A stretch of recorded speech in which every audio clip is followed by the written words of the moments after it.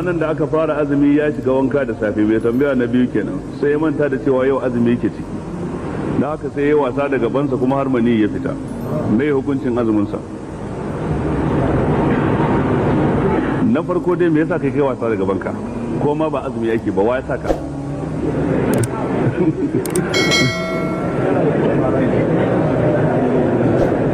don abu ne da bai dace ba. Zance mafi inganci shine mutum bai dace yi istimna'i ba. Istimna'i shine mutum ya wasa da gabansa don duk ya shiga cikin umumin fadin Allah ta'ala fa man ibtagha wara zalika fa ulaika humul adun. Dukkan mutumin da ya nemi biyan bukatarsa ba ta hanyar matarsa ta aure ba ba kuma ta hanyar baiwa ba shar'antacciya a musulunce, to duk wanda ya nemi wata hanya ya biya sha'awarsa ba wannan ba to hakika ya zama cikin masu ketare iyakar Allah.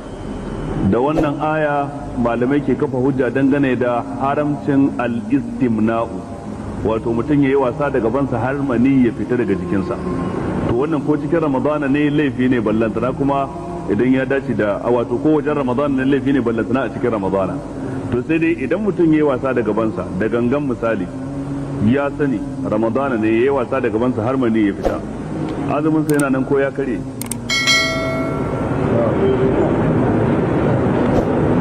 Malamai suna tattauna kan cewa idan mutum ya yi wasa da mace har maniyinsa ya fita, ko ya yi tunanin mace tunani mai tsanani na sha'awarsa ta motsa har maniyinsa ya fita, ko shi da kansa ya wasa da gabansa har maniyinsa ya fita, ko ya kalli tsiraicin wata ya mace ko ba tsiraicin ta ba ya kalli wani abin da ke jan hankalinsa sha'awarsa ta motsa har maniyinsa ya fita, guda nawa kenan? Duk waɗannan ciki babu saduwa, maniyinsa ya fita a ɗaya daga cikin waɗannan, shin azumin ya karye ko bai karye ba? Matsala ce da malamai suka yi sabani a kai. Waɗansu malamai suna ganin bai karye ba, suka ce abinda azumi ke karyewa da shi ko sha ko jima'i, wannan shine abinda azumi ke karyewa da shi. Amma wannan abin da yayi baya ansa ɗaya daga cikin ma'anonin ababuwan nan guda uku, ballantana mu ce wato ainihin azumin sa ya karye. Ina fata an fahimta. Waɗansu malamai kuma suka ce a'a matukar yayi wannan da gangan azumin sa ya karye.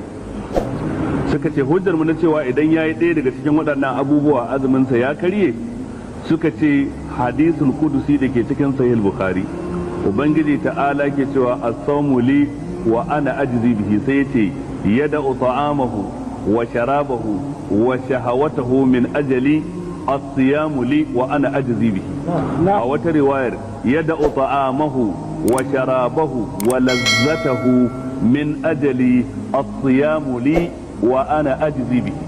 Wato mai azumi ya kyale abincinsa, ya kyale abin shansa, kuma ya kyale sha'awarsa. A ɗaya riwayar ya kyale jin daɗinsa don ni. Sha'awarsa ma'ana ya kyale saduwa da ya mace, a jin daɗinsa ma'ana ya kyale ya haƙura da jin daɗin ya mace saboda ni, don haka lalle azumi na wani ne zan saka masa da shi. To mahallin shahir shine lafazin shahawa da kuma lafazin lazza.